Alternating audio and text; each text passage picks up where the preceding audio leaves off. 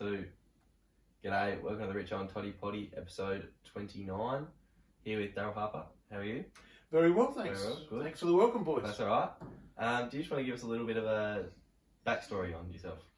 Okay, backstory on myself. How long have I got? As long as you want. Well, in 1973, I discovered this lovely lady that I ended up marrying, and 2 weeks later, I pulled into Port Macdonald.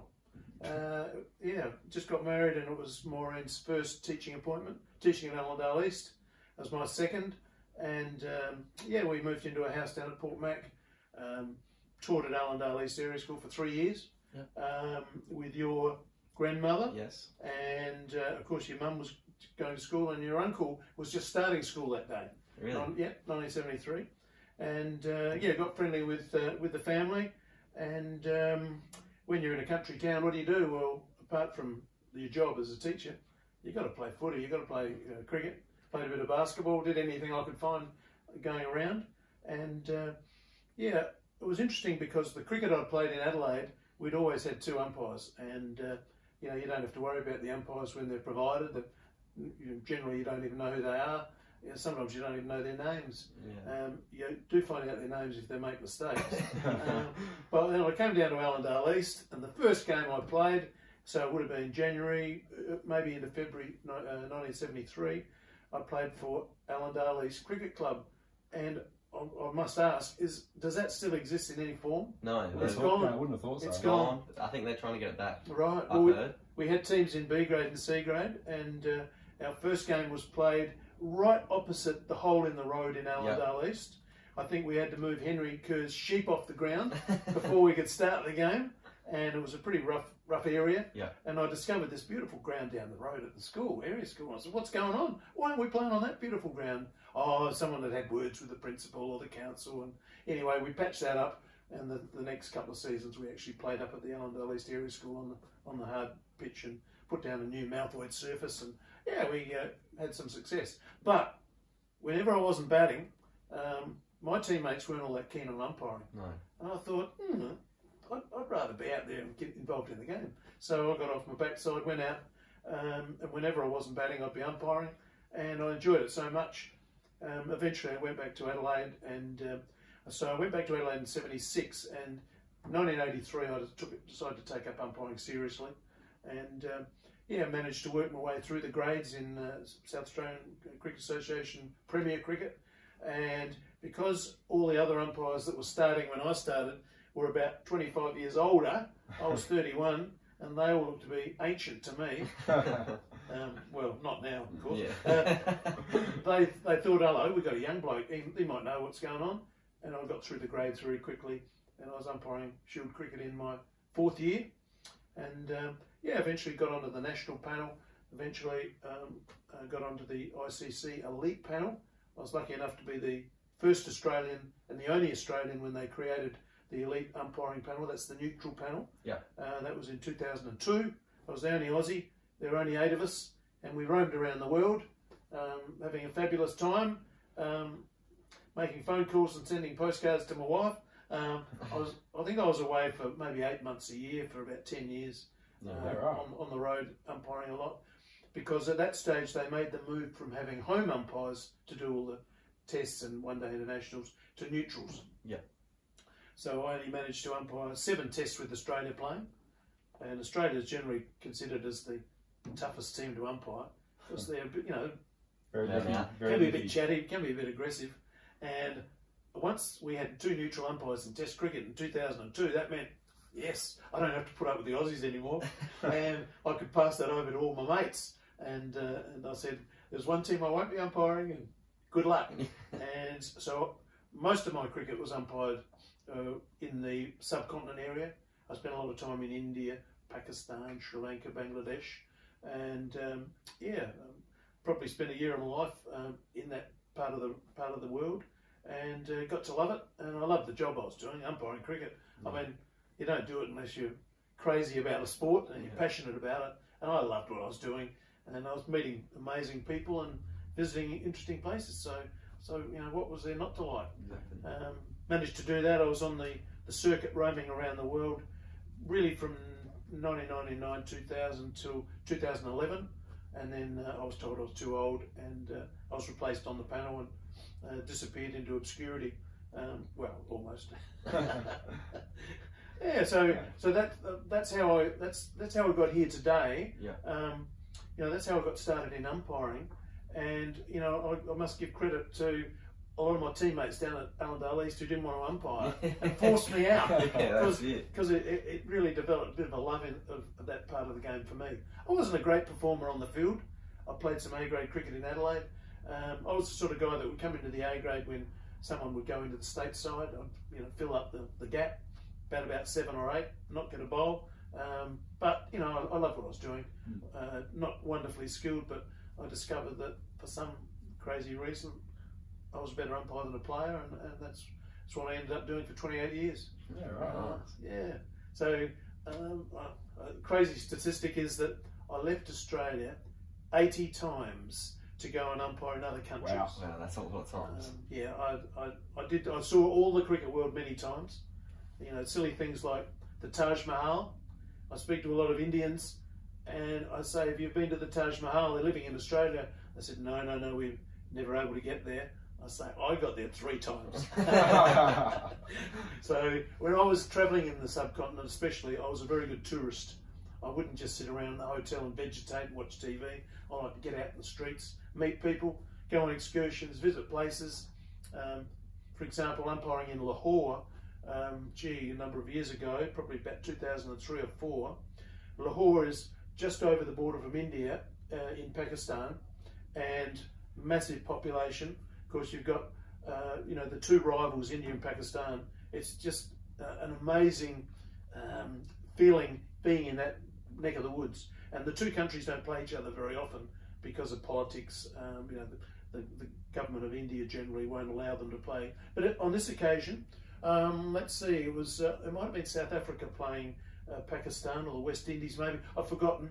But one trip I had to do, I had to go to the border. There's a border ceremony every day at about 4 o'clock. It's the Wagah border ceremony. I think it's W-A-G-A-H. And what happens is there's a borderline, and there's a gateway, and there's a couple of flagpoles, and there are grandstands on both sides. And at that given moment, soldiers on the Indian side come out, soldiers on the Pakistan come out. They march up and down, back and forward, puffing the chests out, big moustaches, making a lot of noise, and the crowds are going crazy. I mean, what are we here for? I'm thinking, what's going to happen? And then someone told me, oh, it's to see who gets the flag down first. So on a given signal, one person on each side goes to the flagpole, brings down the flag, folds it up, puts it under the arm, and on the day that I was there, because I was on the Lahore side, I was barracking for Pakistan, we won. And the crowd went berserk. They were chanting, Pakistan Zindabad, which means long live Pakistan. And on the Indian side, we couldn't see many of them. It's beautifully poised, so you can't actually see face to face with the other mob, but you can hear them. Yeah. There might have been 10,000 over there. There might have been 7,000 or 8,000 on our side. And it was all to see this border ceremony that's happened every day, I believe, for, well, the partition between the countries came in 1947. That's when the border was set up. And sometime after that, they started this ceremony. And they've had hostilities, lives have been lost. Armies have fought each other in different parts of contentious regions. And to be there was very exciting. So that's the sort of thing I was always looking to do when I was travelling, especially in the subcontinent, because it's an amazing place. Subcontinent, your favourite place that you went to? Yeah, I think it probably is. Going to the subcontinent. Umpiring India was always a very tough challenge. India's always been a very demanding team to umpire, and not just the individuals, but just the intensity of the game and the following of the game. Like, I haven't umpired for 11 years. If I go home to Adelaide and I get in 10 taxis, 8 of them will be driven by Indians, and pretty much all of them will be Sikhs. Probably 4 of them will still have the turban on. The others will have their hair open, which they've got permission to do, and that's how it works when you're a Sikh. And of those 8 Sikhs, at least 4 of them will look in the mirror and they'll turn around and they'll say, "I know you." Really? You gave out Tendulkar. Hey. That happened in the year 1999, and people still recall it, and they still want to talk about it. And the journey we have, it's either home to the airport or vice versa. It's always cricket, and I've never had any hostility, any unpleasantness, and a lot of probably half the rides end up with doing a selfie with the driver. You know, they're cricket fanatics over there, and they see so much cricket, they get to recognise the faces. So that's what it is. They just recognise an umpire's face, and they have enormous respect for umpires. There's not a lot of nonsense that happens over there. They are very, very respectful. I've never been abused by an Indian, but I've probably given them a few opportunities when they could. So, yeah, probably that kind of leads me on to probably the most controversial moment I had in my umpiring career. Can I tell you that one? Yeah, because it's related to India. Yeah. India playing Australia. It was the only time I got to do a test in my own city, Adelaide, beautiful Adelaide Oval. I'd umpired lots of Shield cricket there leading up to it, and then finally I got my one test, and it was Australia-India, and Sachin Tendulkar was the captain. Sourav Ganguly was playing, all these guys, household names in the 90s and turn of the century. And Australia had the upper hand, and basically on the fourth afternoon, India went into bat in the fourth innings, and they needed 395 runs to win. And it was going to be a tall order because they had made, neither of the teams had made 395 in the match. So for a fourth innings target, that was pretty big. Anyway, they were soon in trouble. They were 3 for 27 in quick time. And the captain walks out, Sachin Tendulkar. Glenn McGrath's bowling at my end. He's bowled a couple of balls. And Sachin comes out, takes guard. Now, in India, when Sachin is batting, everyone is looking. People will stop what they're doing and they'll be watching the telly. Yeah. And on this occasion, Glenn ran in. I think he bowled 2 balls to Sachin, and the third ball he decided to bowl a bouncer. And he's bowling from the riverbank end, the Torrens end at Adelaide Oval, heading in towards the scoreboard. He drops it short. Tendulkar thinks, oh, I'm going under this. And he goes down on his haunches, bends his knees, goes low, back and head go down. But unfortunately, the ball just died and skidded off a part of the pitch that was obviously worn. And it came through, and it actually struck him around the back of his rib cage, almost on the lower part of his shoulder. And there was a huge appeal for LBW. And most people think, well, LBW, that's leg before wicket. Well, yes, it can be, but it can also be your head if it's in the way. If the umpire thinks the ball's going to go on and hit the stumps, if it would have, which I did. So Gave it out, and all of a sudden, 1/6 of the world's population knew my name. So they didn't really like me. Sunil Gavaskar, great Indian captain, batsman, he was on commentary and he said, yes, that would have been LBW if the stumps were 6 inches higher. So in other words, he was saying it was a dud decision. What I didn't discover until years later is Richie Benaud was off commentary at that time. He was probably off preparing for the end of play summary because it was getting towards the end of the day. When he came on air the next day, his words were, and I can quote them because I've read them a few times and I've written them down. He said, he's going through the wickets, he said, and then Tendulkar, well, this was controversial. Well, it was made to be controversial, but from the vision and photos I've seen in today's press, there was no way that ball was going to go over the stumps. So if that was good enough for Richie Benaud, that's good enough for me. Exactly right.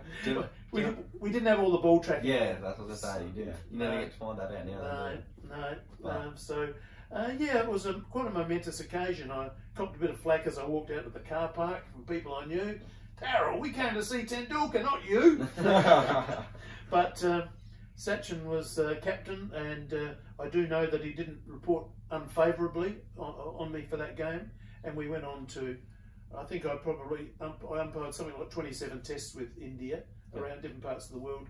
And Sachin played in most of those, probably 25 of those. And we got on very well. You know, you'd be chatting out at square leg, or he was just a very warm and friendly man. But if I thought I had pressure on me, there's nothing to the pressure he had back in India. He's a god. Oh my goodness, it was quite amazing. Yeah. You don't think anyone could be held that highly, Yeah. but he has been, and I'm sure he still is. Yeah. And he's a very mild guy and very pleasant, and also very thoughtful. On another occasion, I was umpiring Sachin in India. We were right over on the east coast in a place called Cuttack. It was a one-day match. They were playing England. It was the 5th ODI in a 7-match series, and it was supposed to be followed by 2 tests.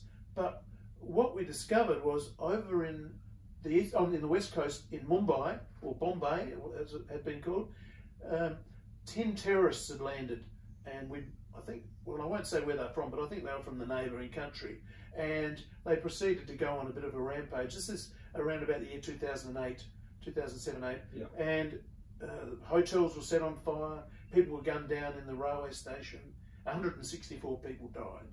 Right, so each time, and we were on the other side of the country, nowhere near the danger, but each time a wicket would fall, the new batsman would come out and say, "Oh, Daryl, it's even worse now.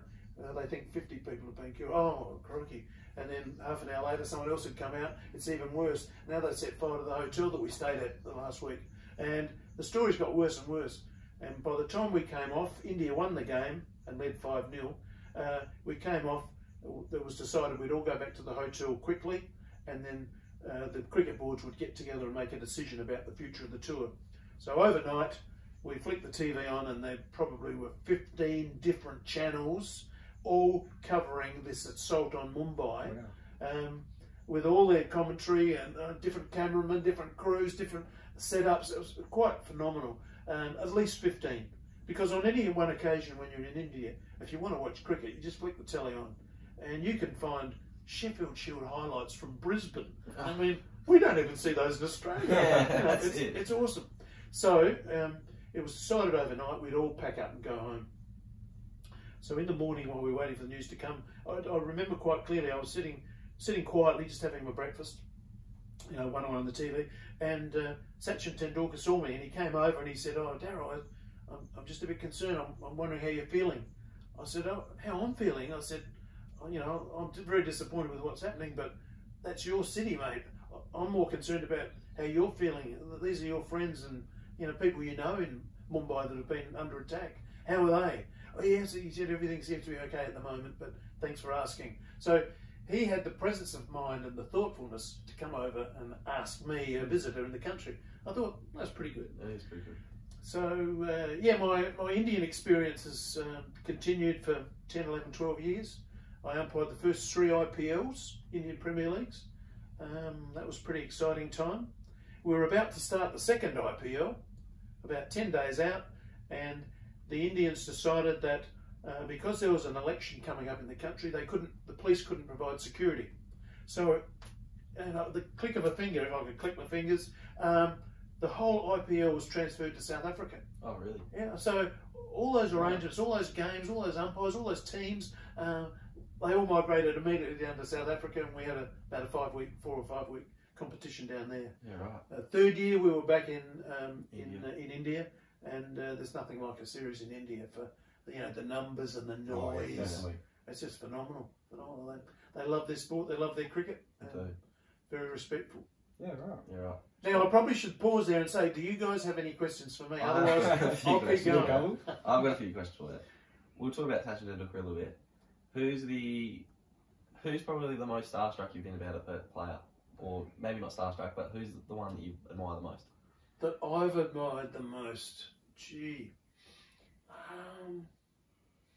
I can't think of a player that's ever struck me as being that important that I was starstruck, because I know they're flesh and blood, and I know they get out, and I know I give them a bad decision occasionally, and I know they might get angry, so I've never actually been starstruck like that, but I guess I was always in awe of Sachin, for one. Brian Lara had a similar sort of effect on the Caribbean. He was amazing to watch. When he was going hard, he could play any shot in the book.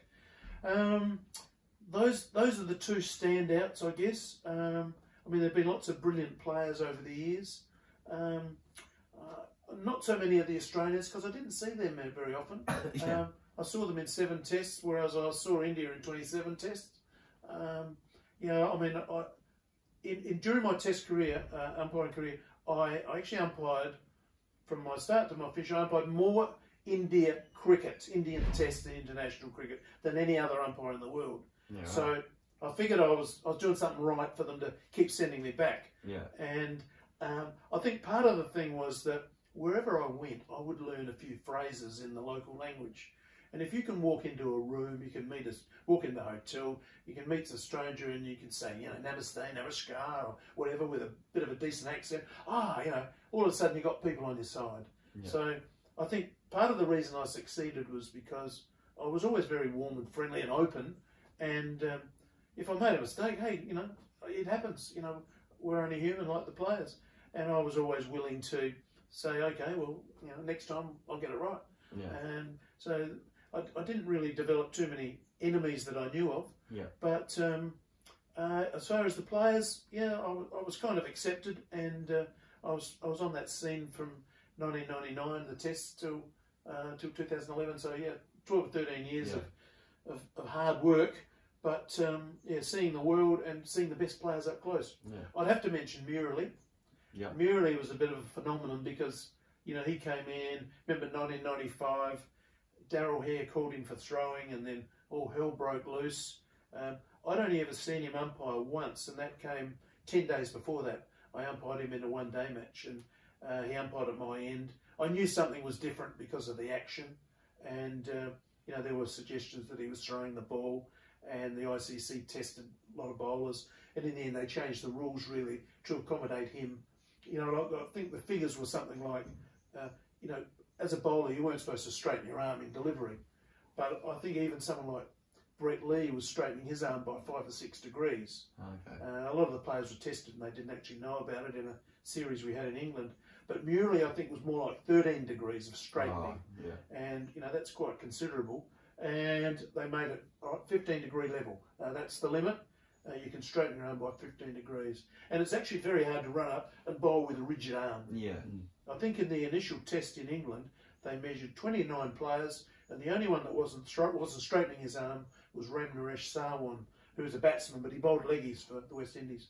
He was the only one that had a rigid arm. Yeah, right. Everyone else was actually throwing the ball under the old rule. Yeah, right. So it was a good change. So as well as seeing India more than anyone else, I also saw Sri Lanka more than anyone else. I had Murali in 22 test matches. I saw him take 120 wickets. Oh, yeah. For quite an amazing event to umpire Murali in Sri Lanka, because the pitches are so dry and dusty right from the first session. So I've gone from Australia to my first overseas test in that area was in Kanpur in India, but I was soon in Sri Lanka, and I'd never umpired cricket where there were 4 fieldsmen within spitting distance of the batsman in the first session of a test match. I mean, a test goes for 5 days. You don't expect to see close-in fieldsmen circling the batsman on the first morning, but the pitches were prepared that way, dry, spinning wickets, and boy, it made the job a lot harder.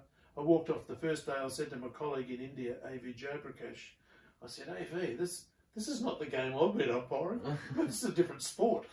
Because once you get all those fielders in close and you get the ball turning sharply and the cloud of dust coming, it makes it a hell of a hard job. Yeah. And you really have to be on the ball to get it right. What's a piece of advice someone's given you that has stuck with you? Don't talk so much. Who gave you that advice? I started umpiring in 1983, and after 2 days of umpiring, the feedback was, Daryl, you're talking too much out on the field. You've got to be quiet and let the game proceed without you interrupting. And my comment was, well, I'm only talking to people near me, and I'm only talking to people that clearly want to talk to me. I wouldn't force myself on anyone. You soon find out when you're an umpire who likes to talk and who doesn't. Michael Bevan, for example, from New South Wales and Australia. Michael Bevan stood next to me in a first-class match in Newcastle one day, and he was out at square leg all day, 6 hours, and there's only one comment he made in that whole time. I knew he wasn't talkative, so I deliberately didn't try and work a conversation out. But after about 2.5 hours, he said, "Where you staying?" And I said, yeah, over there, that hotel. 6 hours, that's all. That's all you got out of me. So I knew he wasn't a talker, but you find out who are the talkers, and Who was the most talkative? who was most talkative? Someone like Jonty Rhodes. Yeah. He was always brilliant in the field. He would, he'd bring the bowler's cap to you. He'd take the bowler's cap back to the bowler. He'd have the ball before anyone else could get it. He was always active, and he was a lot of fun. I was umpiring him. Probably my first time overseas was in Sri Lanka, and we were at a place called Kandy. And I remember giving him out LBW. I don't think it was Murray. I think it was one of the other spinners. One stage there was 4 spinners in the team, but spinners come in, bowled to Jonty. He's gone down for the sweep.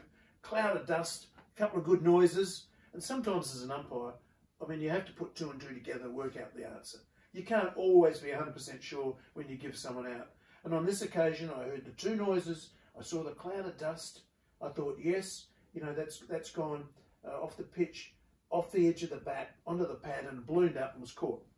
So I've given him out, and he just turned and walked off.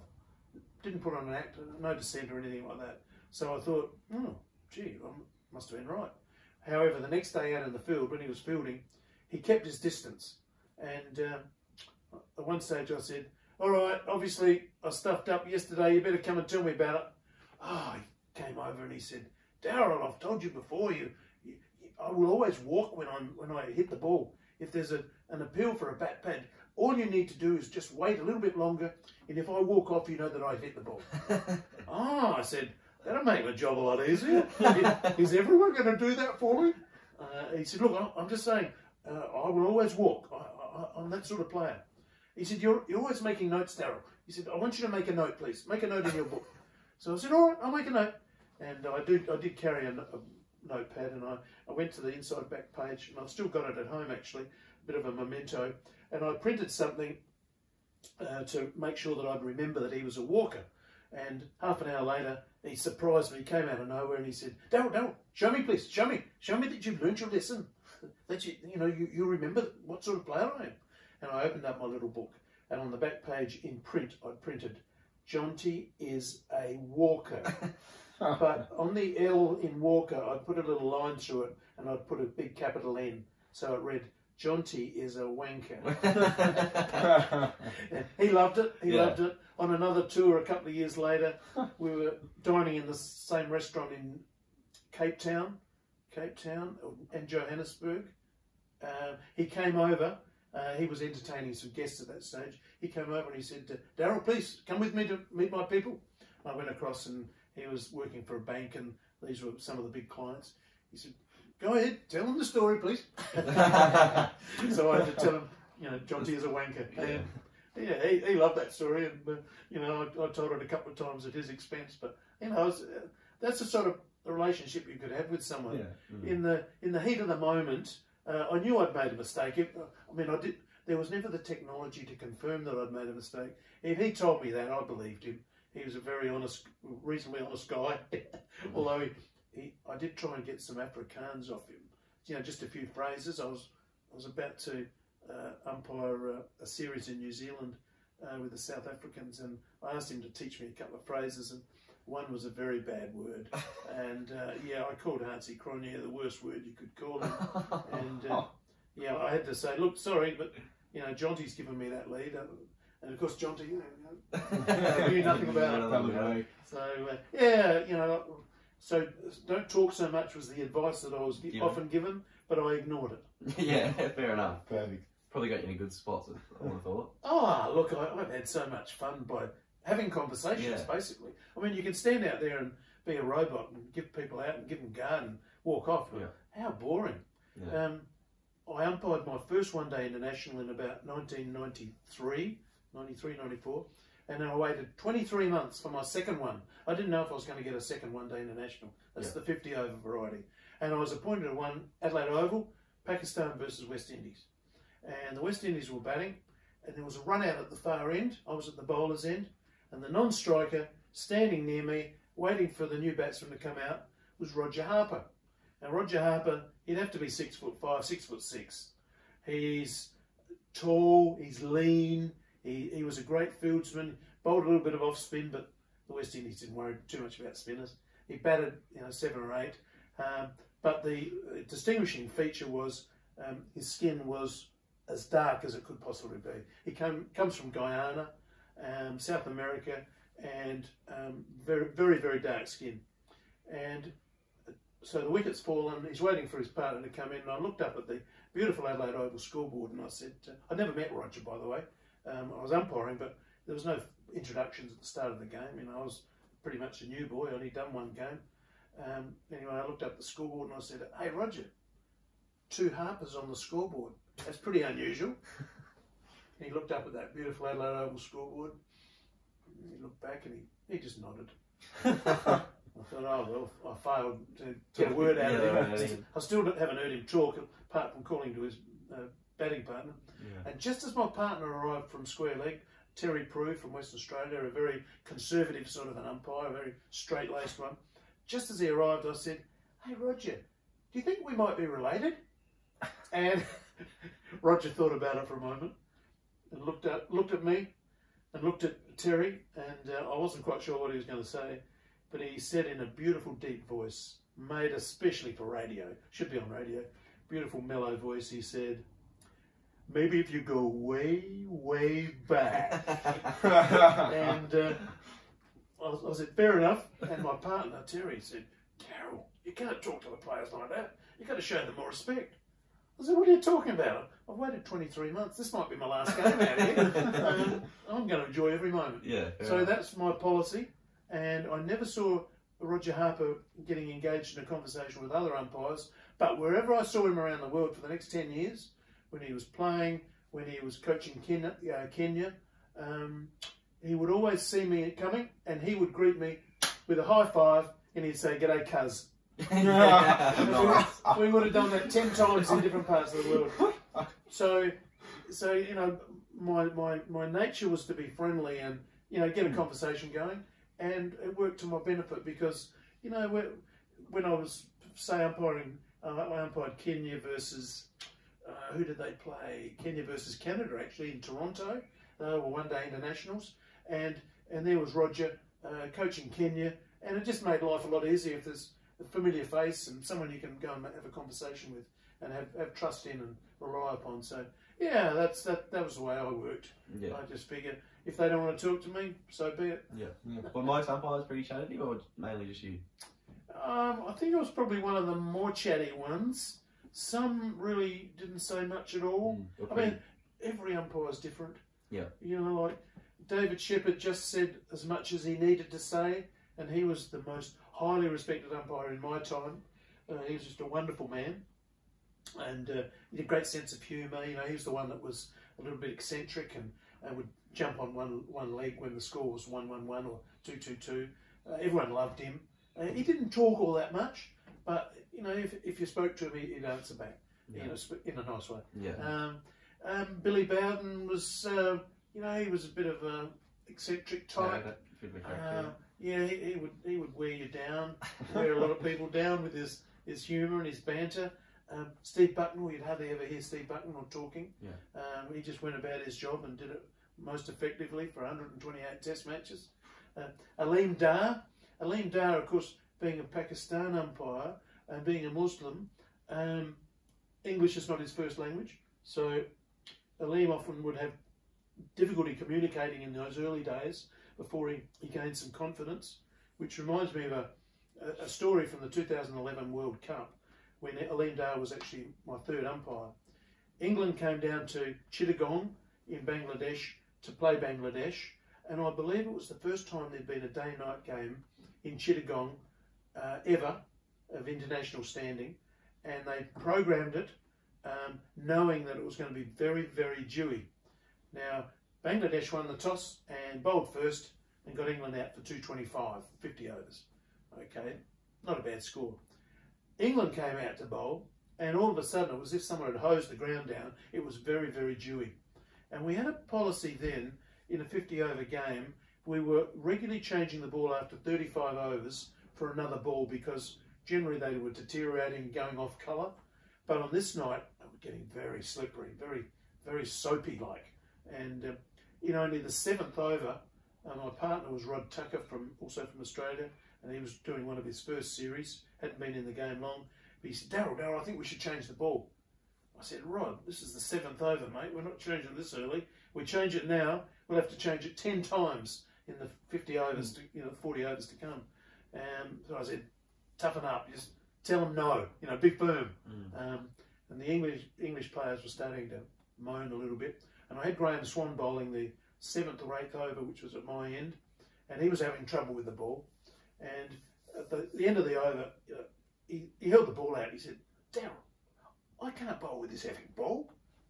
He used the word. I can't bowl with this effing ball. And I said, Graham, you better give it to someone who can. And I was getting, I was just trying to deflect him. I didn't want to change the ball that early. Well, I turned away and went out to square leg, and Graham apparently got angry and made a few comments behind my back. And Aleem Dar was sitting there as the third umpire, and he's got the stump mic feed coming into his room. And all of a sudden, he's talking to me. I've only walked 10 metres away, and he's saying, Harper. He's saying the bad words. He's saying the bad words. I said, Aleem, tell me again. What's happening? Swan, the bowler. He's saying the bad words. I said, I didn't hear any bad words. Which bad words did he say? He said, fucking bullshit. Oh, sorry, I can't quite hear. Can you tell me again? And I made him repeat it, which, it doesn't come easily for him because it's not in his vocabulary. No, yeah. And I eventually said, look, Aleem, I didn't hear him say that, but if you heard it, that's over to you. That's your, that's your job. Well, by the time I came off the field at the end of the innings, Aleem had reported him for dissent or abusive language or words unbecoming, and I think Graham Swan was fined 20% of his match fee. Ooh, and I felt a bit guilty because I'd actually provoked him. Yeah. But I did see him on a later tour, and he said he did forgive me, so I felt better. Yeah, no, that's good. Did you get on with most of the players pretty well? Is there anyone maybe you didn't get on with? Oh, gee, I was hoping you wouldn't ask me that. I'll have to tell you that the one player that I didn't get on with was Australia's greatest spin bowler ever. Really? Shane Warne, yeah. Wow. It's a sad story, really. It's terribly sad that he's gone, but it was a sad story that I got offside with him. Yeah. I umpired him many times. But in the early days of Shield cricket, we were having chats about the footy. He knew, I had told him that I was present at the Melbourne Cricket Ground when St Kilda won the 1966 grand final over Collingwood, 10-14 to 10-13, by the way, 74 to 73. And I told Warnie that story, how I'd been a St Kilda supporter growing up. I was lucky enough to have a St Kilda player drive over to Adelaide from Melbourne to come to my wedding. A personal friend was a rover for St Kilda. He and his wife drove over. So Warnie and I had a lot in common about St Kilda, but I'd also had to tell him that, once the Crows came in, I'd switch to the Crows. I mean, that was my local team. I love St Kilda, but I like the Crows even more. So changing teams, he wasn't impressed with that. But in 1997, of course, my Crows knocked off his Saints in the final, end of September, 77, 35-point winners at the MCG. And I was there. So I'd been there with his Saints had won their only flag, and I was there when we won our first flag, and they happened to beat his team. Well, 2 months later, South Africa's touring Australia with cricket, and wouldn't you know it, there's a game on the MCG in December, Australia versus South Africa, and at one stage, Warnie was heading out towards mid-wicket to change his fielding position, and I said to him, jokingly, I said, hey Warnie, look where we are. And he looked at me and he said, yes. I said, look where we are. What are you talking about? What are you on about? I said, this is the spot where Darren Jarman was slotting through those goals in the last quarter. This is where we won the game. Well, he just turned on me. And if you've ever heard any foul language, you haven't heard as much as I heard that day. Yeah, right. And all I could do was laugh because I brought it on myself, teasing him. And some of his teammates later told me that he was the sort of person that would hold a grudge. He wouldn't forget that. As wonderful a guy as everyone knew him to be, and I accept that.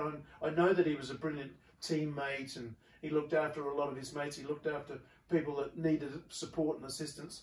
But when it came to this umpire, no, he lost faith in me when I sledged him, and that was in 1997. And unfortunately, he never spoke a nice civil word to me again. So of all the people to get offside, and I still think he's probably the only one, it just happened to be Warney, who was an absolute superstar. So, on that occasion, I should have taken that advice. Obviously, so you changed the Crows when they came in? Oh, yeah. Had to? Yeah, well, Rodney Maynard played for Norwood, and he went straight to West Lakes. He was in the Crows. He was my favourite player. Yeah. I think he was playing till he was about 50, Rodney Maynard, in the Lameroo Pinaroo area, which is where he came from. Yeah, I became a Crow in 91, and I've been a passionate supporter ever since. Yep. Probably done a few strange things as a passionate supporter. In 2007, I read that the Crows were going to play Collingwood in Dubai, in the United Arab Emirates. We had the NAB Cup, as it was always in those days, and teams would play about 3 games in the NAB Cup. They must have been in a group of 4, and they played the other 3 teams, and someone would go through and play up in the final. Well, I saw this schedule coming up for February 2008, Crows versus Collingwood in Dubai, because Collingwood wears Fly Emirates on the Guernsey, or they did then, and so it was a big sponsorship thing. And I quickly, so in June, July, that was announced it was going to happen in February. So I immediately went to the cricket calendar, went searching through the cricket calendar. How can I get to Dubai next February? And the only series I could see that could involve me possibly was the West Indies were touring South Africa, and they were playing 5 one-day matches, and then they were leaving. And so that was over about a 2-week period.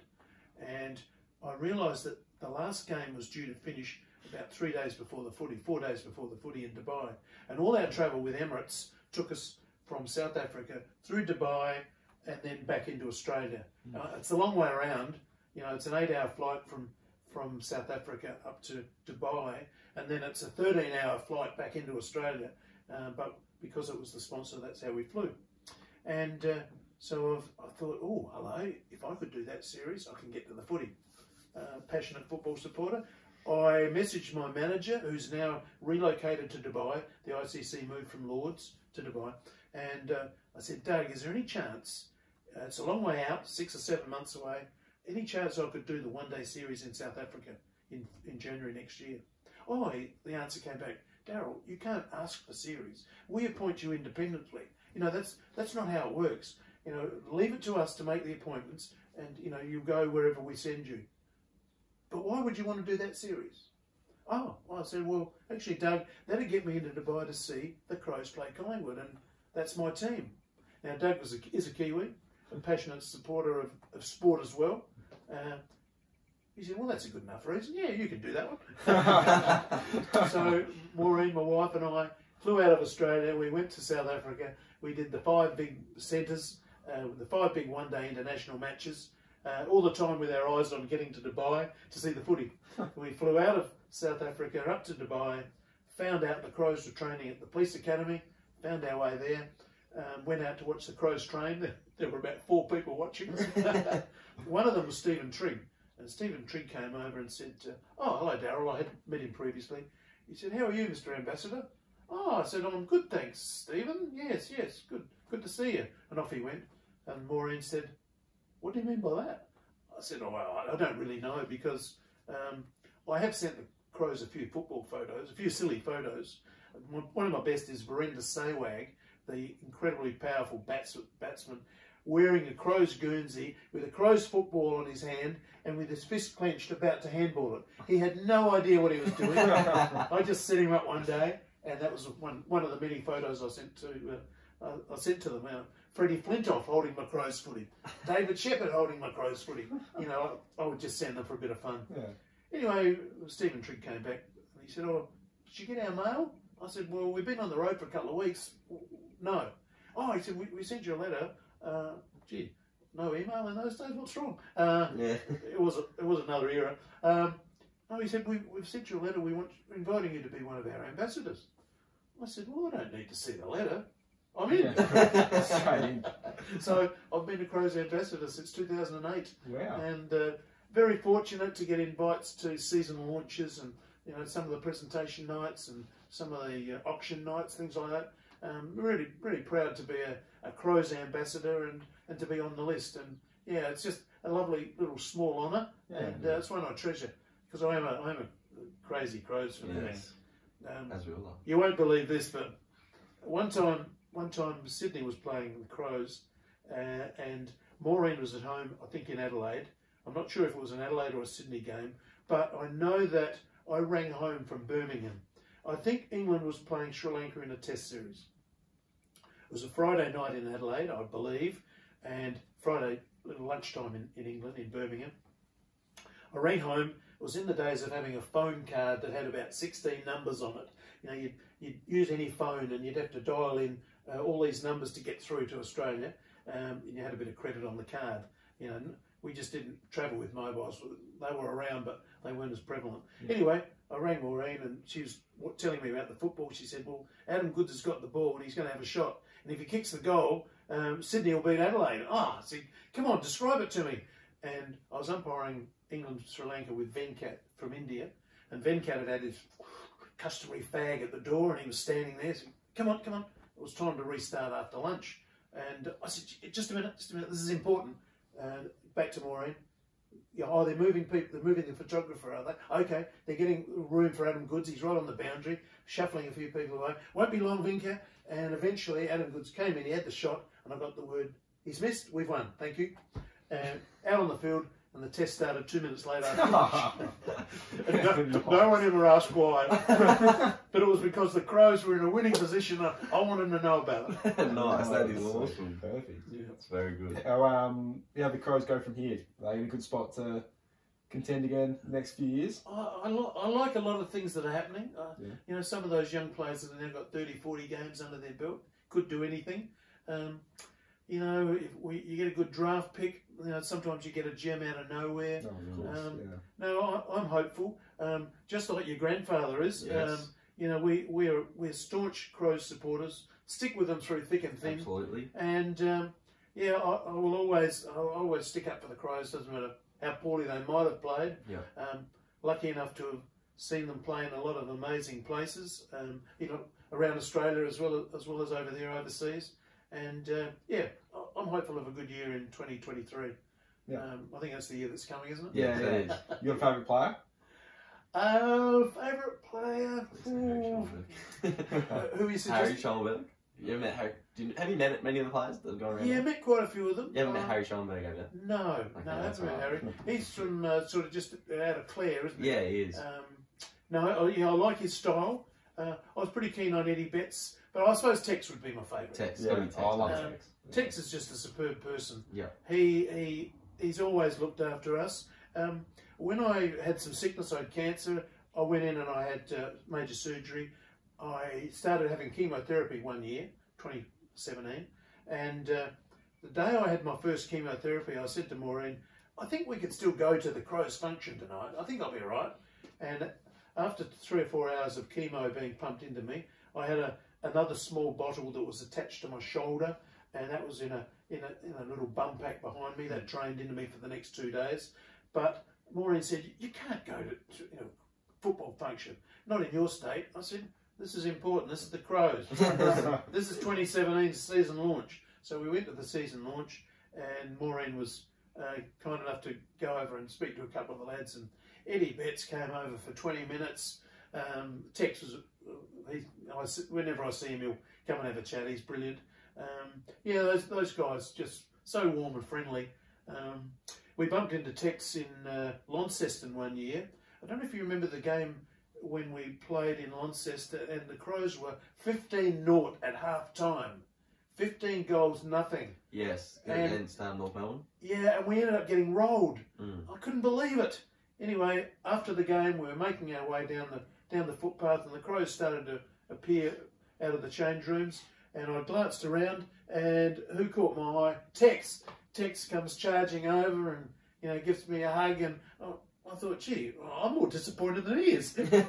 But you know, he's just so pleasant, so positive, and he's just out to please. Yeah. And he's a great entertainer, and I know he's been a great mate to some of his friends who haven't been as lucky health-wise. For example, he did a great fundraiser for a lad from Broken Hill who had cancer, and helped set him up in, you know, better rooms at home. You know, help with modifications and that sort of stuff. He's just a top bloke. That's so great. Tex would be my number one. Number and of one. course, he briefly played for Nord, which is my Yes, that's the other other one. love. Yes. Yeah. Good call. Yeah, cool. Alright, we've got a few Instagram questions. So we have an Instagram page, Okay. and we put something up every week and get people sending questions. Okay. So we're probably going to go. Probably not many good ones, is there? We'll probably go 2, I reckon. Yeah, two's good. Okay, and they're going to be cricket related. So Right. so we got one from Liam Turley. How you going, Liam? Who is the greatest modern era player of all time? Liam Turley. I've never seen you play, so I'm going to discount you for a start. The greatest modern player. I thought Jack Callis was at one stage. He was an amazing player. Carl Hooper was in a previous life. I don't know if you remember Carl, captain of the West Indies, bowled off spin, now lives in Adelaide, does a bit of coaching. He's going to be assistant coach of the Strikers this year. He was a brilliant player. I think he might have been the first guy to make 5,000 test runs, to take 100 wickets and maybe 100 catches. He did it all. So Carl Hooper was an amazing player. Jacques Callis, he could do it all. Modern day, even more modern than that. Gee, the Indians keep churning out these guys that can do everything. No, I'm stuck here, Liam. Can you help me, mate? Can you send me a prompt? I would have to look back and say that Callis was probably, in my time, he was the most complete player that I've watched, and he was outstanding. Yeah. Yeah. Who's your favourite player? Just who's your favourite player you've ever watched? I haven't watched a lot of cricket in my time. Mitchell Johnson was one that always took my eye. Like, I used to watch a bit back in the day, and always loved watching him bowl. He was scary. Yeah. He was scary umpiring. Yeah. You know, Aggressive. That speed and that aggression. Sometimes he didn't know where the ball was going either. Especially in his early days, you wouldn't have known anywhere where it was going. No, incredible pace, those guys, and you wonder how the batsmen, get in position and play the shots they do. They're remarkably great skills, honestly. Oh yeah, definitely. Yeah. Sure. Right, we'll get into the next one. Where are we going to go with this? This one's from Plug. I'm going to change it. Okay, I'll ask his question. Adam Gilchrist, 2006. Yeah. Is that the greatest knock in history? And if it's not, what's the greatest knock you've ever seen? Well, I saw Adam Gilchrist's first test knock. Really? Yeah. Adam Gilchrist came into the Australian team to take Ian Healy's place. Yep. In a Brisbane test. I mean, how tough does that get? Yeah. So he's fronted up in Brisbane. So I'll get back to that other. Yeah, no, that's all right. Innings. He's fronted up in Brisbane as the new boy in the test team. Healy's been there for 10 or 12 years. Everyone loves him up there. Well, Adam Gilchrist, what did he do? He took a couple of catches in the first innings. They were playing Pakistan. A couple of catches, didn't put anything down. And when he came out to bat, he hit a brilliant 80. First test innings. He's come in as the keeper.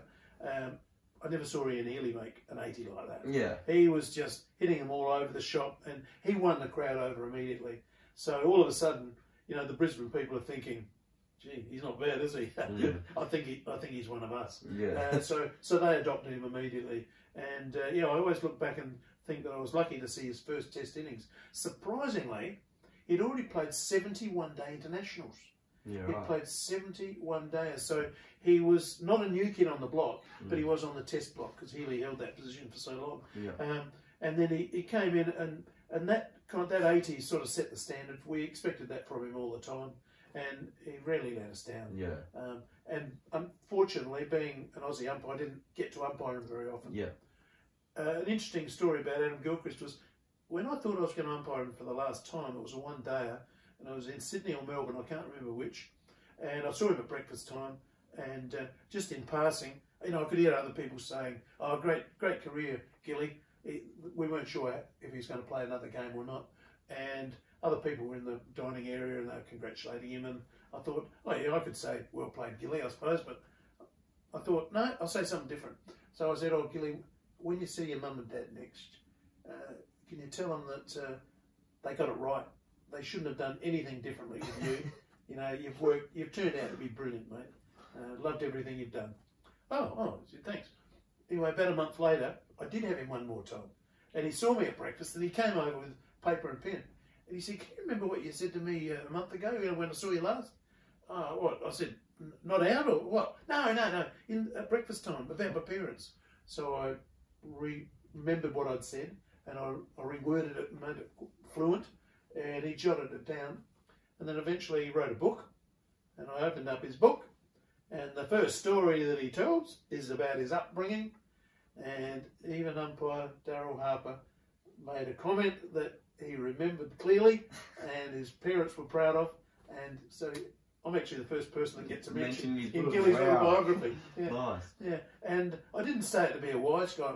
I just said it because being a school teacher, being a parent myself, I know how important it is, you know, in a child's upbringing and education, steer them in the right direction, give them a good example to follow. And I thought his parents couldn't have done anything different because he's just an ace guy. Yeah. And he's still doing a great job. I enjoy him on commentary. Yeah, he's great. He's lively. He's a lot of fun. And there was always something happening with Gilly. I remember in a one-dayer, I've not called a wide. Ball going down the leg side and Gilly's gone across and taken the ball. And I've not called the wide. And at the end of the over, he said, why wasn't that a wide? Or it might have been a ball late. He said, why wasn't that a wide? But you didn't call it. I said, because it flicked his trousers. Really? And he looked up on the replay screen. Oh, and there it goes. He saw it and he said, I guess that's why you're an international cricket umpire and I'm only a player. You know, like little comments like that just show his humility. Yeah. He's just a lovely person. Great. So what was the greatest knock you reckon you've ever seen? You've been umpiring the game. What's the greatest one you've been witnessed? Wow. Gee. I once saw a century over at the Maris Brothers Tennis and Stadium College, you know, in that basin of the ground. Yep. I saw a century there in, I reckon it was 1974, and it was outstanding. I say that because it was the only century I ever made. Playing Roundale East, I made my 1 ton in that stadium many years ago. The best innings I've ever seen. Oh, I know this sounds silly, but after 95 test matches and 175 one-day internationals, they all blend in. It all blends in. Yeah. You know, like I tend to remember the people and the moments rather than the centuries or that. One century does stand out for me, and that was after all those people died in Mumbai, 164 deaths. I came home to Adelaide. The English players went to Dubai and they hesitated there, and the boards got together and said, look, let's not play the last 2 one-days, but we'll play the 2 tests, and we'll play the first one in Chennai, and how about we play it next week? And they reconfigured the program, and I got a call to say, Daryl, they're going to play the 2 tests. You were originally going to do them. Do you want to go back, or we'll understand if you don't want to go back to that area? I said, I'll go back. Yeah, sure. No worries. I wasn't going back to Mumbai. I was going to Chennai, which is down the bottom. So, I flew into Chennai. England versus India, a really exciting test match. A couple of highlights for me.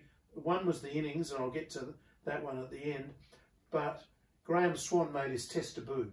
Graham Swan had played a one-day international or 2 about 10 years earlier, and he had a long period where he just played county cricket, and then he won his position in the one-day team, and finally he made his test debut in Chennai, and I was umpiring, and he came on to bowl just before lunch, and it was a very momentous over.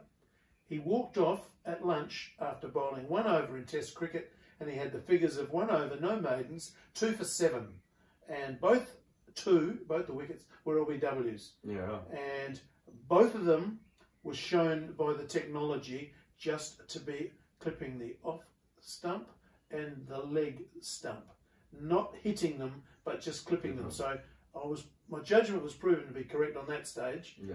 That didn't always happen. And Graham Swan had 2 LBs. I think it might have been Verenda Saywag was 1, because I remember saying he made a statement in the press to say I must have guessed it because it was so close. And I said, hey, what was the replay show? So that was memorable. 2 for 7, Graham Swan's first over. And what was memorable was Sachin Tendulkar made his 41st Test century. That's and he brought up the winning run to end the Test, to win the Test against England. He brought up that run by turning the ball down to fine leg for 4 runs, and that brought up his 100 and the winning run in the Test. And after 164 people had died the previous week, it was kind of like a bit of a lifter for the whole country. What was interesting was, as India were chasing about 360 in the 4th innings, Yuvraj Singh and Sachin were going run for run, 50, 60, 70. And when they got to about 80, they suddenly realised, hey, we only need 25 runs. There's not enough for both of us to get 100. So Yuvraj Singh started defending as if his life depended on it. He just started patting the ball back, and he left those runs for Sachin to get. And the maths was beautiful. He's turned that one down to fine leg, brought up the century, and Yuvraj finished about 82 not out. But he respected his elder, and sort of manufactured it in a way. Yeah. So that was pretty special because there were a lot of tears. There were more soldiers at the ground than spectators in the first couple of days. Yeah. When I was standing on the ground, I could look around. On the top of the grandstands, I could see soldiers, snipers, soldiers, all around the place. You could see the rifle barrels coming over the top of the stand, and they were poised for anything because that terrorist attack was shocking, and they hoped that nothing had happened. Well, nothing did happen, and fortunately, I didn't make a bad decision because the snipers could have been called into action. So that was pretty special. That's my special one. Yeah, for sure. That's good. I've actually got one more question for you. Okay. You obviously played a bit of footy down the bay. Yes. A couple of years, is it? 2? 3. 3. How far could Les actually kick the footy?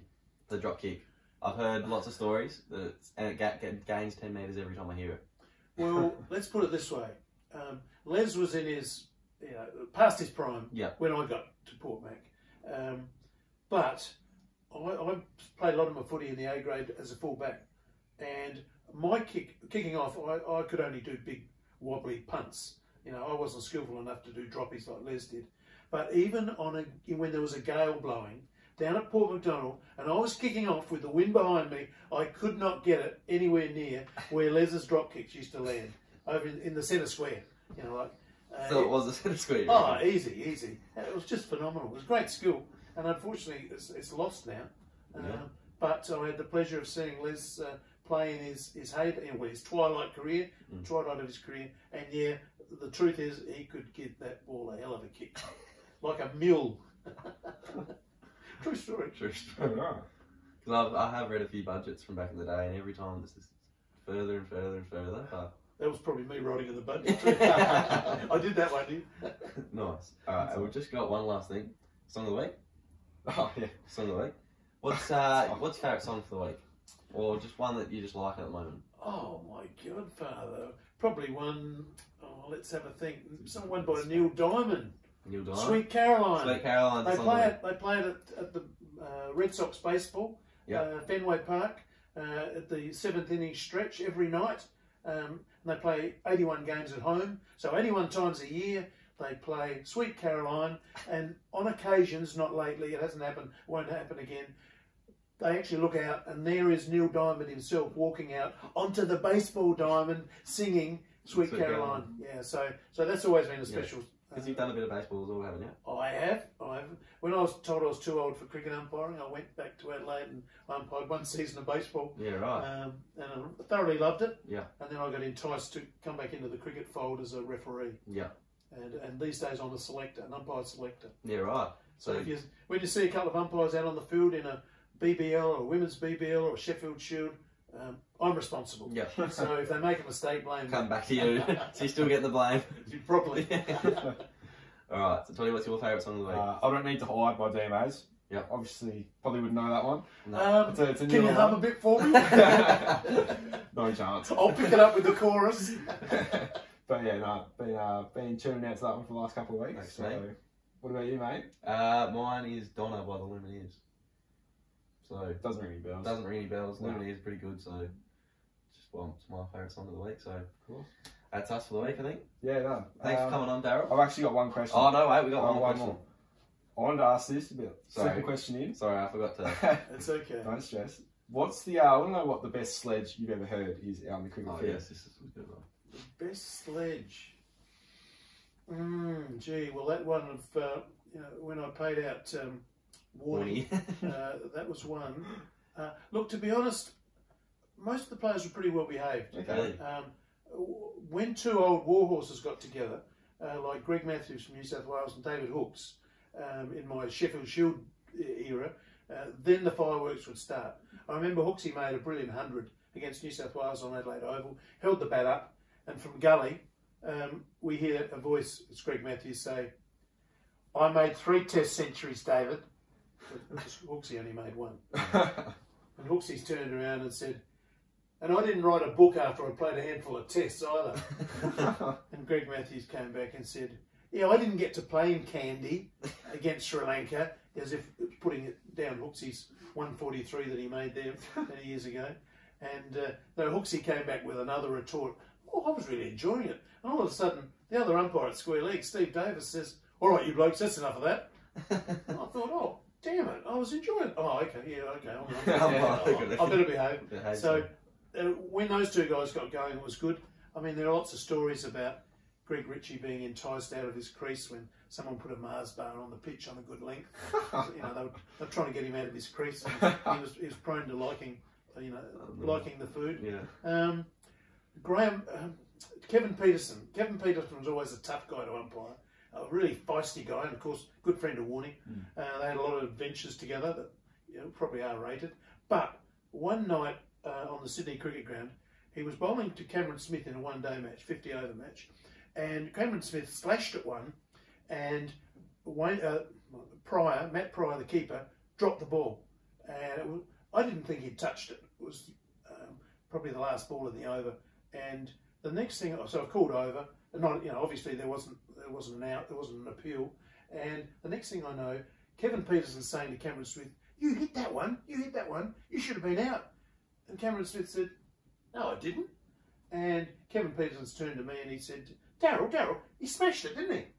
And I thought to myself, I can get very unpopular here if I go one way or the other. Personally, I don't think he hit it, but I'm not going to say anything. So I said, "Kevin, I'm an umpire. I'm not going to play your silly childish games." And I walked off. So I got out of it that way. Wouldn't you know it, the next over, one over later, he's bowling the same guy, Cameron Smith. He has a slash at one. Matt Pryor takes the ball and appeals for a caught behind. Kevin Peterson goes up. I give it not out. Didn't hear anything, didn't see anything. And Kevin Peterson's gone straight to the captain. Review it. He smashed it. You've got to review it. Definitely out. Anyway, so they've gone for the review. It's come back. Not out. Kevin Peterson was steaming. He was sure that it was out. So he's walking back past me to go back to his bowling marker. And I wanted him to look at me. And I had a bit of a smile on my face. I said, "Hello, Kevin." I was ready to say, apparently didn't hit it. He wouldn't look at me. So I thought, damn it, I'm going to get the last word in. So I put my hand out, turned around, and he was standing back in his bowling mark to bowl the next ball. And I slowly walked up to him and I got up close and I said, "Hey, Kevin, apparently he didn't hit that one." Kevin couldn't look at me, the steam was coming out. And I turned around and got back in my position. And I think 4 or 5 people from different parts of the world sent me an email in the next week telling me what Kevin actually called me behind my back.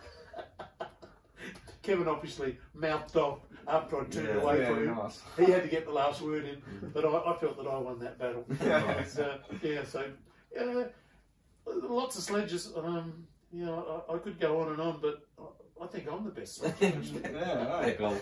I'll back you, man. That's good. Thanks. So I reckon that does bring us up now. Yeah, that's probably it for Thanks us. for coming on, Daryl. My pleasure. Appreciate having you on. It's been an honour. Thanks, Thank you. guys. It's been good. My pleasure. Lovely to be here. back in my own stamping ground. Yeah. The southeast. It's a place that we love coming to, and we plan to be back next year. I've come down here for a week of golf. My golf today was terrible, but hopefully tomorrow's better. We move on. yeah, tomorrow will be better because I'm not playing. Oh, okay. No, thanks for the invite. Really appreciate the chance, and yeah, I hope your mates out there in listening world will enjoy a couple of tales. I'm sure they will. Sure, Absolutely. We Thanks, enjoyed it. That's the main thing. We enjoyed it. Yeah, I loved it. It's been an honour to have you on. So, thank you. Thanks, guys. All right. I'll throw back to you. All right. Signing off with the Richo and Toddy Poddy. All the best.